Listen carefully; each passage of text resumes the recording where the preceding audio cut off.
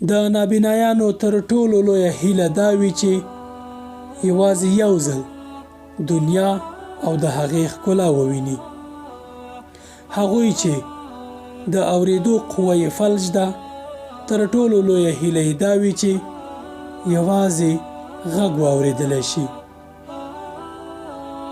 خو هغوی چې خبرې نشي کولی، هغه وخت ځان د دنیا تر ټولو خوشبخته انسان احساسوي چې کله دوی خبرې وکړای شي.